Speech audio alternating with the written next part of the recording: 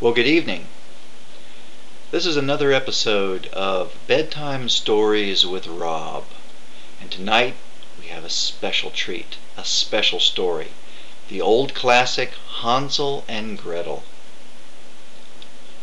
Let's get started. Once upon a time, there lived a poor woodcutter and his two children, Hansel and Gretel. The kindly woodcutter's wife had passed away several years ago, and he wanted his children to have a mother, so he decided to remarry. He chose poorly. His new wife hated the children and quickly devised a plan to get rid of them. And after much evil stepmother-style nagging, she got her new husband to agree to her evil plan. Together they took the children out into the middle of the woods and left them there to bond with nature. You see, they were hippies. After only a few hours, Hansel and Gretel grew bored and wanted to return home.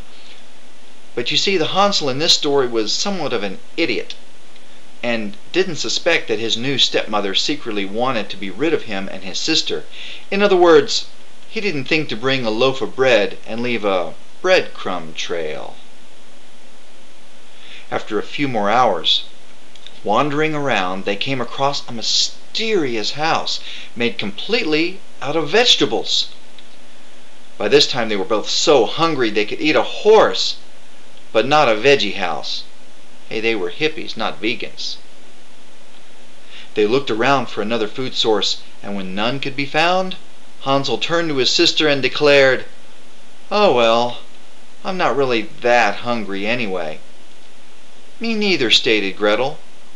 So they continued wandering around with growling stomachs and had no idea how to get home.